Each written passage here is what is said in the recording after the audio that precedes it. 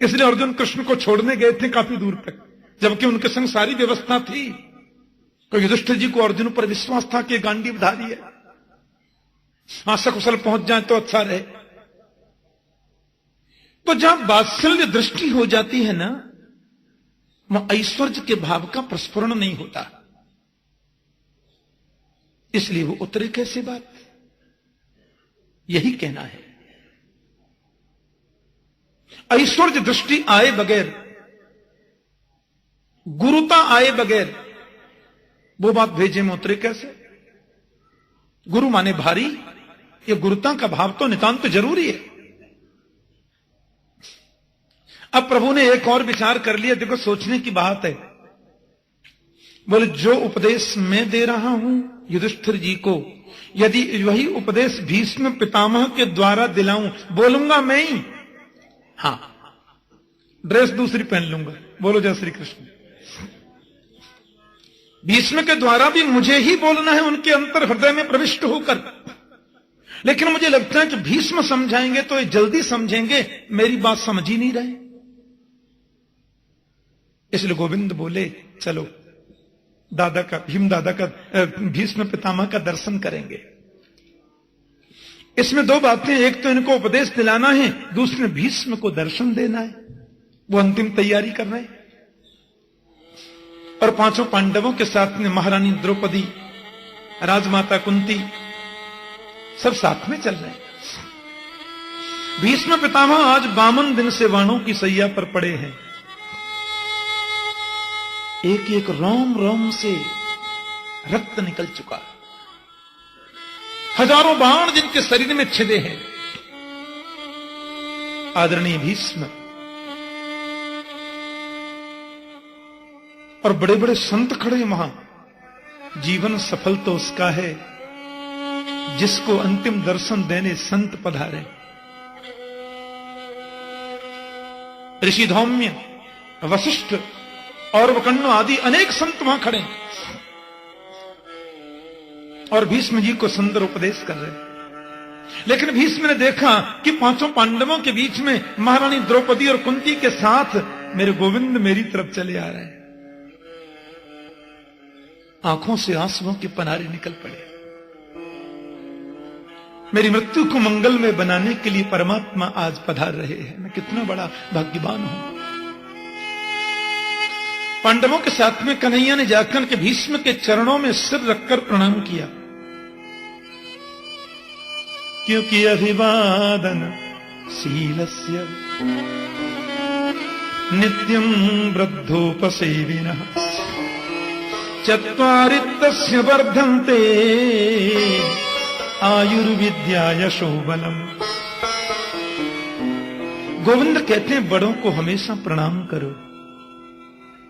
जो अभिवादनशील होते हैं, बड़ों को प्रणाम करते हैं, बड़ों का नित्य वंदन करते हैं, उनकी आयु, विद्या, यश और बल ये चारों बढ़ते हैं। एक और बात आपसे कहें, जो वास्तव में बड़े होते हैं ना, उनमें बड़प्पन होता है।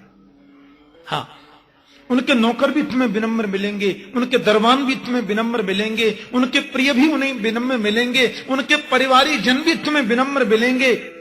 और जो गलती से बड़े हो जाते हैं ना, उनमें बड़प्पन आने में 2-4 पीढ़ी का टाइम लगता है। बोलो जय श्री कृष्ण। मेरे गोविंद तो प्रभु है। पितामह प्रणाम करता हूं आपके चरणों में।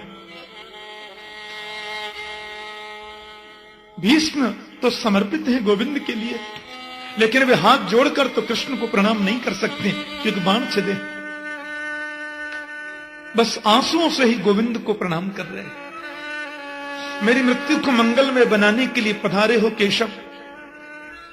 मैं बहुत बड़ा भाग्यवान हूं मुरलीधर। पितामह युधिष्ठिर जी पधारे हैं, मेरी बुआ कुंती आई हैं, महारानी द्रौपदी, पांचों आपके पौत्र ये सम्राट हो गए। युधिष्ठिर जी हस्तिनापुर नरेश हो गए, इंद्रप्रस्थ के राजा भी हैं। आपके जीवन का लंबा अनुभव, आपने कितने उतार चढ़ाव जीवन में देखे हैं। मैं चाहता हूं कि आप इनका मार्गदर्शन करें, इनका मार्ग प्रशस्त करें। वाह रे मुरलीधर, सब कुछ जानकर भी कोई दूसरों को आदर देना सीखे तो तुमसे सीखे। तुम तो सबको नचाते हो। गोविंद, तुम्हारे सन्मुख में क्या बोल पाऊंगा? प्रभु ने कहा नहीं नहीं, बहुत जरूरी है। हाँ, आपका आशीर्वाद इनको मिलना ही चाहिए।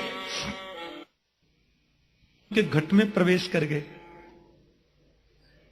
और जब आंखें खोलकर युधिष्ठिर और पांडवों की ओर देखा तो भीष्म ने जो उपदेश किया है कि दान धर्मान राज धर्मान मोक्ष धर्मान विभागस स्त्री धर्मान भगवत धर्मान समासव्यासयोगत। भीष्म कहते बेटा तुम सब लोग गृहस्थ हो। मेरा पहला कहना तो सिर्फ यह है पांडवों से कि व्यक्ति को भाग्यवादी नहीं होना चाहिए। भाग्य पर विश्वास करने वाला मनुष्य जीवन में कभी प्रगति नहीं कर सकता, पक्की बात है। भाग्य में होगा तो मिलेगा, ऐसा विश्वास रखने वाला व्यक्ति जीवन में प्रगति नहीं कर सकता, यह पक्की बात। इसलिए भाग्यवादी नहीं, कर्मयोगी होना चाहिए। और मुझे लगता है कि भाग्य नाम की चीज कोई स्वतंत्र होती नहीं है। और मैं तो यह कहूं कि भाग्य अलग कुछ है ही नहीं तो कोई अतिशयोक्ति नहीं है। वास्तव में तो कर्म ही भाग्य है। आज का बुरा कर्म ही कल दुर्भाग्य बनता है, आज का सत्कर्म ही कल सद्भाग्य बनता है। तो भाग्य तो कुछ हुआ नहीं ना, कर्म ही प्रधान है। इसलिए वर्तमान कर्म अच्छा होता चले यह व्यक्ति को प्रयास करना चाहिए। इसलिए परिश्रमी बनो। उद्योगिनम पुरुष सिंहमुपैति लक्ष्मी दैवेन देयमिति का पुरुषा वदन्ति दैवम निहत्य कुरु पौरुषमात्म शक्त्या यत्ने कृते यदिन सिद्ध्यति कोत्र दोष। और मुझे लगता है कि कर्म के द्वारा व्यक्ति जन्म पत्री का लिखा बदल सकता है। कर्म के माध्यम से व्यक्ति अपनी मस्तिष्क रेखा में परिवर्तन ला सकता है। दैव दैव आलसी पुकारा, भाग्य में होगा तो मिलेगा, ऐसा कहने वाले तो आलसी होते हैं। इसलिए दैवम निहत्य कुरु पौरुषमात्म शक्त्या, भाग्य को छोड़ो, शक्ति से कर्म करो। बौद्धिक श्रम, मानसिक श्रम, शारीरिक श्रम। हां, श्रम करने के बाद भी यदि फल नहीं मिला तो 1% हम यह कह सकते हैं कि श्रम ठीक से नहीं हुआ होगा, इसलिए फल नहीं मिला। लेकिन कर्मयोगी बनो। दूसरी बात, गृहस्थ व्यक्ति को ज्यादा से ज्यादा धन कमाना चाहिए। भीष्म कह रहे हैं खूब धन कमाओ, और जितना धन कमाते हो उसमें ध्यान रखो हम किसी को कष्ट तो नहीं दे रहे, किसी को तकलीफ तो नहीं दे रहे। और जितना धन का अर्जन किया जाए उसका 10वां भाग धर्म के लिए निकालो, दशांश धर्म के लिए निकालो, दान के लिए निकालो। दान करने से धन बढ़ता है, कभी घटता नहीं है। आप एक भी उदाहरण ऐसा नहीं दे सकते कि दान करने वाले व्यक्ति के जीवन में कभी धन की कमी हुई हो, ऐसा आप उदाहरण दे ही नहीं सकते। कुआं है, कुआं में बहुत पानी भरा है, अब पानी खींचना बंद कर दो और 10 वर्षों तक पानी बिल्कुल खींचो ही मत कुएं से।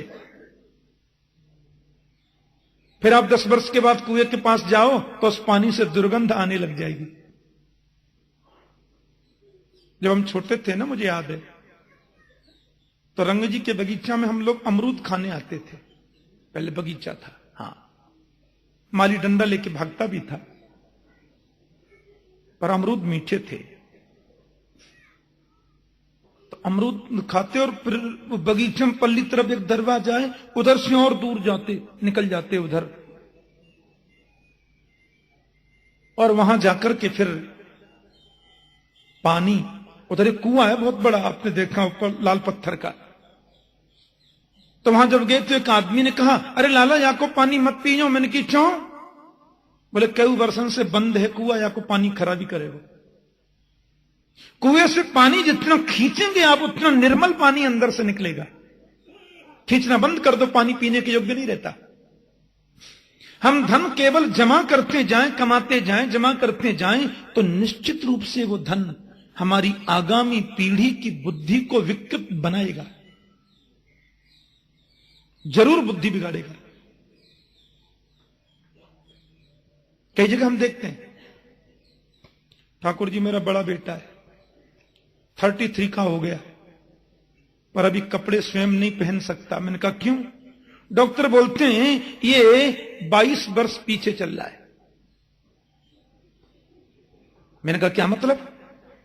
बोले उम्र है 33 की और बेचारे 8 वर्ष के बच्चे जैसे, पीछे चल रहा है 22 साल। कर लो बाप। कई जगह हम देखते हैं एज हो गई 25 साल की, पागलों जैसे रह रहे हैं बच्चे। अच्छे परिवारों में देखा, दान करते जाओगे तो धन की शुद्धि होती रहेगी, नहीं तो धन पीढ़ी की बुद्धि को बिगाड़ता है। तन पवित्र सेवा किए, धन पवित्र करे दान, मन पवित्र हरि भजन सो, होत त्रिविध कल्याण। शरीर की पवित्रता तो सेवा से है, बुजुर्गों की सेवा करें, महापुरुषों की सेवा करें, जो हमसे उम्र में बड़े हैं उनकी सेवा करें।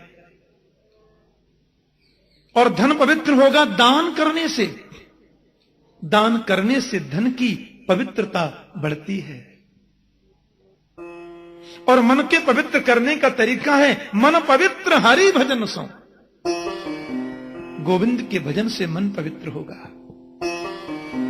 दान करो। एक सज्जन हमसे बोले, बहुत दिन की बात है, मैं छोटा था तब, शायद दिल्ली की बात है।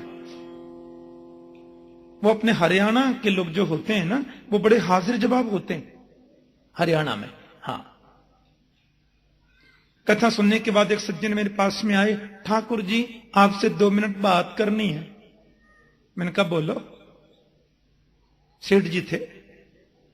बोले आप जो 10% की बात कह रहे थे उसी में कुछ करनी थी बात। मैंने कहा बोलिए।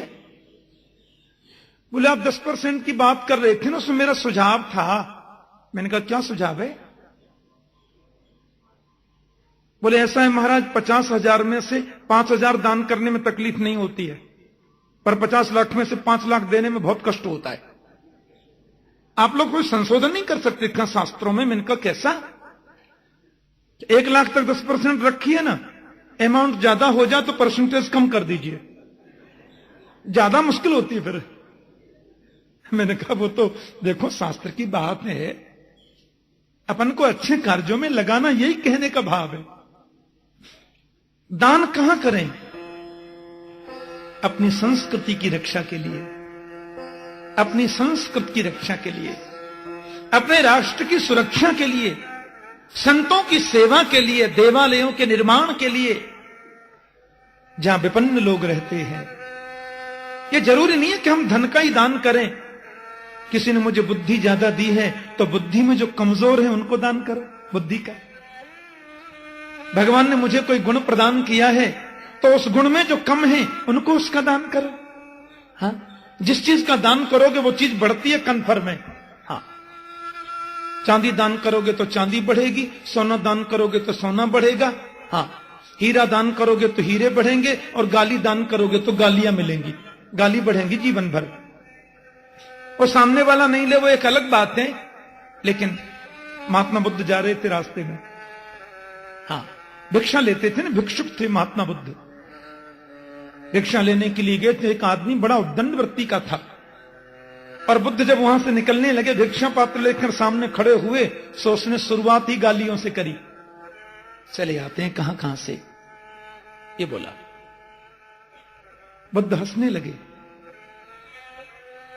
तुम ऐसे, तुम ऐसे, तुम ये, तुम वो, तुम ये, तुम, उसने गालियों की झड़ी लगा दी और बुद्ध मुस्कुराते हुए सुन रहे।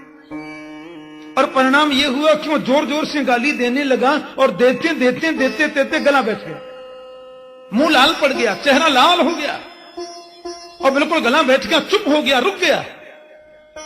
तो बुद्ध मुस्कुरा करके बोले, दे दिया, दे दिया? बोले हाँ दे दिया।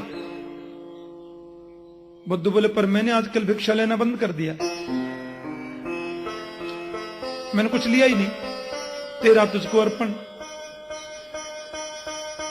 जिस चीज का दान ज्यादा करोगे वो बढ़ेगी। हाँ, प्रेम दान करोगे तो प्रेम बढ़ेगा, भक्ति का दान करोगे तो भक्ति बढ़ेगी, ज्ञान का दान करोगे तो ज्ञान बढ़ेगा। कई लोग आंख दान कर देते हैं, फार्म भर देते हैं, हमारी आंख ठीक ठाक हो तो मरने के बाद किसी को दे देना। तो मैंने सुना है जो आंख दान करते हैं अगले जन्म में उनको हिरण जैसी मोटी मोटी आंख मिलती है, अच्छी आंख मिलती है उनको, दान करी थी ना। हाँ, जिस चीज का दान करोगे वो बढ़ेगी, कन्फर्म है, इसलिए दान करो। दूसरी बात, तुम गृहस्थ हो बेटा? जी बाबा। और तुम राजा हो? राजा किसी पत्नी का नहीं होता, राजा किसी मां का नहीं होता, राजा केवल अपने पुत्र का नहीं होता, राजा तो पूरी प्रजा का होता है। इसलिए राजा को चाहिए अपने प्राणों की बाजी लगाकर भी सुरक्षा रखे। और ध्यान रखना, राजा के राज्य में यदि प्रजा दुखी है तो राजा दोषी होता है। राजा पाप तो कभी करे ही नहीं पुत्रों, पाप होते कभी देखे भी नहीं। पाप को रोकने की सामर्थ्य होने के बावजूद यदि पाप होते हुए कोई देखता है तो वो डबल पाप है। मेरी आंखों के सामने पाप कर्म हो रहा है, शक्ति है डटकर मुकाबला करो मेरे रहते हुए, तुम ऐसा नहीं कर सकते। और शक्ति नहीं है तो आंख नीचे करके निकल जाओ वहां से, लेकिन आंखों के सामने पाप होते देखना महापाप है। भीष्म पितामह ये उपदेश कर ही रहे थे कि पांडवों के बीच में खड़ी द्रौपदी हंस गई। भीष्म ने कहा, बेटी आपको हंसी क्यों आई? द्रौपदी तो थर-थर कांपने लगी, डर गई। बेटी मैं कुछ कह रहा था, तुम हंस गई क्यों?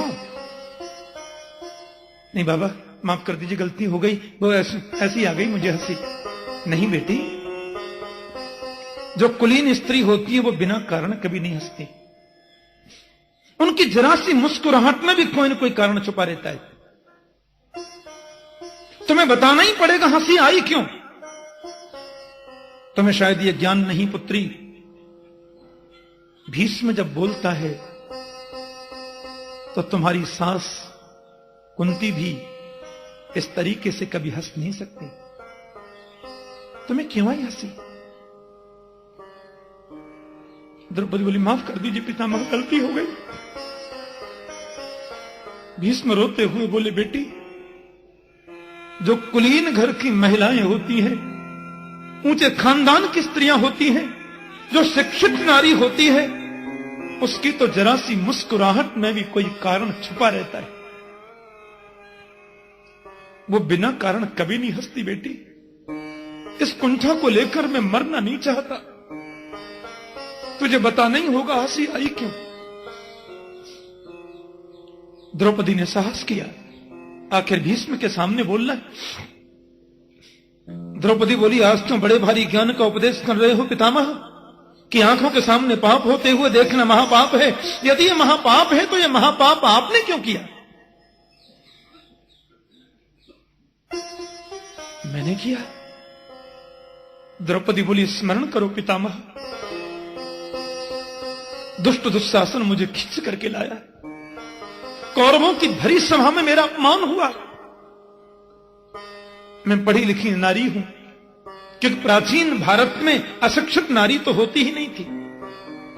प्राचीन भारत में स्त्रियां जितनी पढ़ी लिखी और शिक्षित होती थीं, उसका 2% भी आजकल नहीं है। मैं कौरव पांडवों के संविधान का मुझे ज्ञान है। जब सभा में खींचकर मुझे दुशासन लाया तो सभा में सबसे ऊंचे सिंहासन पर आप बैठे थे। कौरव पांडवों के पितामह, अतिरथी वीर, 12 भागवतों में जिसका नाम, मुझे याद है मैंने सबसे पहला प्रश्न आपसे किया था और रोते हुए किया था कि पितामह की रजस्वला नारी को सभा में खींचकर लाया जाना यह कहां का धर्म है? यदि आप इसको नहीं मानते तो मैंने दूसरा प्रश्न किया था कि पांडव लोग जब जुए में हार कर स्वयं दास बन गए तो एक दास को, एक रानी को दांव पर लगाने का क्या अधिकार है? और मैं जानती हूं कि कौरव पांडवों के संविधान में सबसे ज्यादा अधिकार आपको मिले हैं।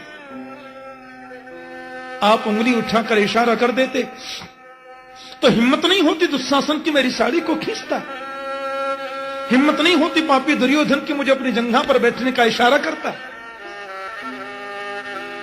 लेकिन मैं आपसे प्रश्न करती रही और आप नीचे सिर करके बैठे रहे, ये सब देखते रहे आप।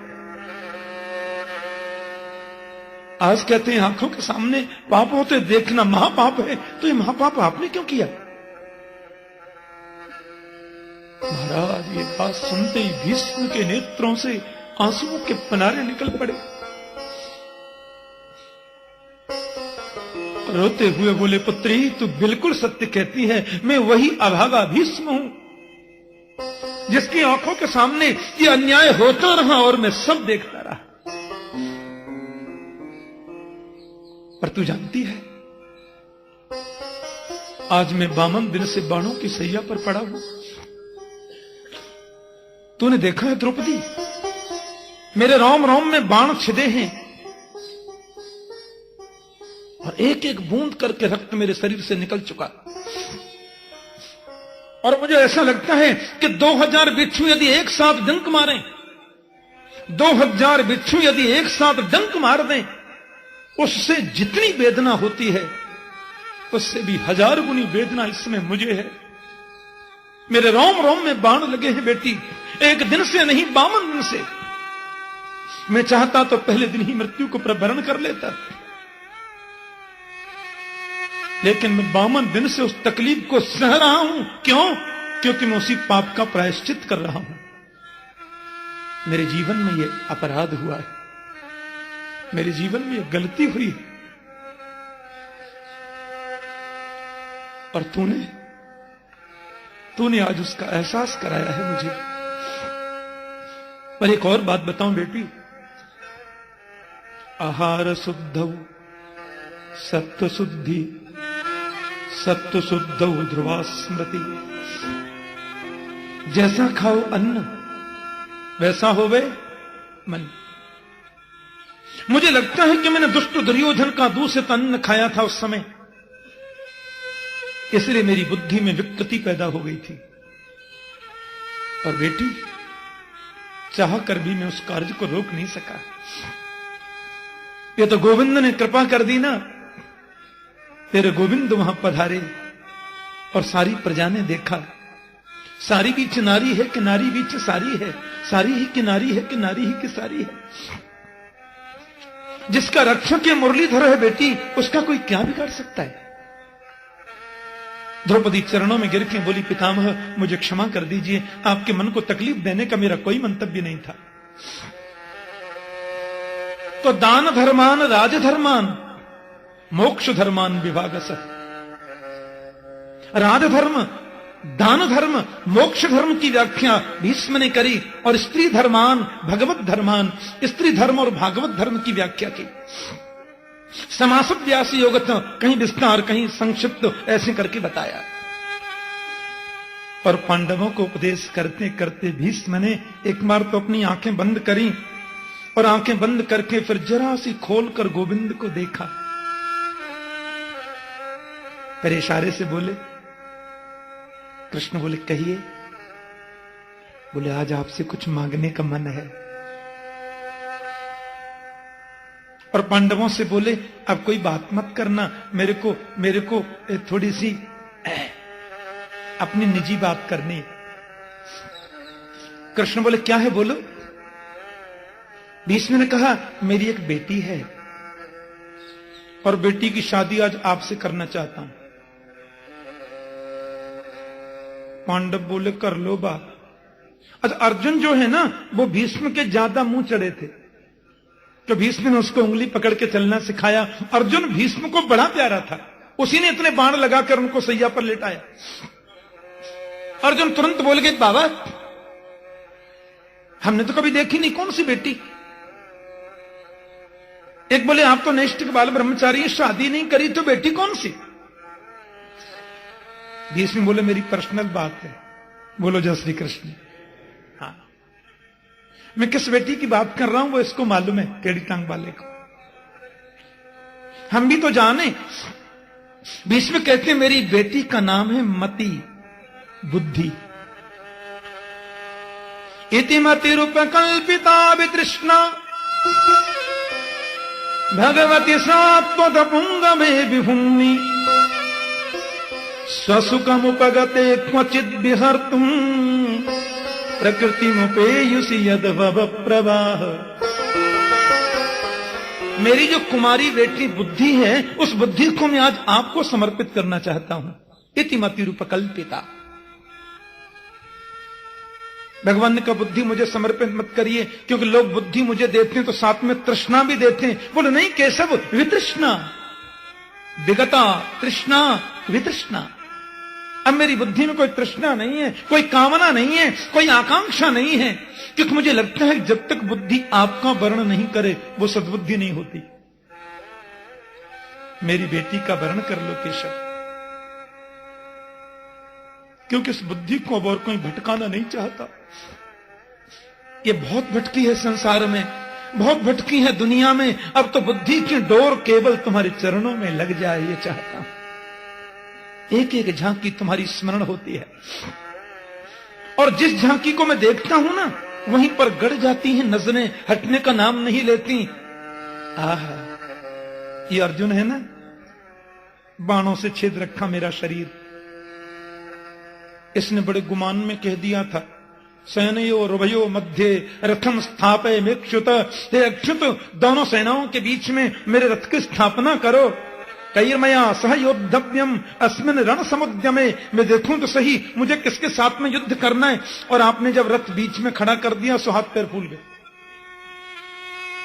मेरे बाबा, मेरे ताऊ के बेटे, मेरे मामा के बेटे, मेरे काका, मेरे ये मेरे वो, धनुष्मान छोड़ के पीछे गिर गया। उस समय मैंने देखा है कोई शब्द, मैंने देखा उस समय आपके उस दृश्य को।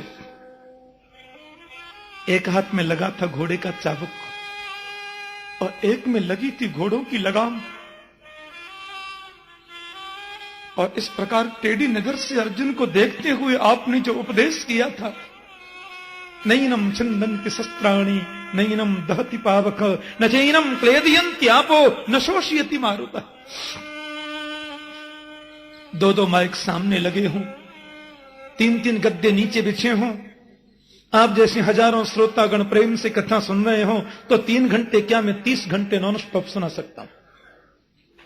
बड़ी बात नहीं है। लेकिन जहां दोनों तरफ लाखों सैनिक खड़े हों और युद्ध का शंख बज चुका हो, सब सैनिकों के हाथ में धनुष्मान तने हों, बड़े बड़े वायुव्यास्त्र, पाशुपतास्त्र, आग्नेयास्त्र सब एकदम सुसज्जित हों, और एक हाथ में लगी है लगाम, दूसरे में लगी घोड़े की चाबुक, उस समय गीतोपदेश करना गोविंद सिवाय तुम्हारे किसी और की बस की बात नहीं है। 3 गद्दों पर बैठकर तो उपदेश कोई भी कर लेगा, लेकिन ऐसी विषम परिस्थिति में आत्मोपदेश करना, ये शिवाय योगेश्वर तुम्हारी सामर्थ्य। आज मैं याद करता हूं अपने अंतिम क्षणों में वो झांकी मेरे दिल में आकर के बैठ जाए। और आप जैसे कृपालु कौन हो सकता मेरे प्रभु। आप तो अपनी बात कभी रखते ही नहीं, भक्तों के सामने हमेशा झुक जाते। आपको याद है जब मैं कौरवों की सेना का सेनापति बना तो मुझे पता चला कि कृष्ण ने प्रतिज्ञा की है मैं अस्त्र शस्त्र ग्रहण नहीं करूंगा। भीष्म कहते हैं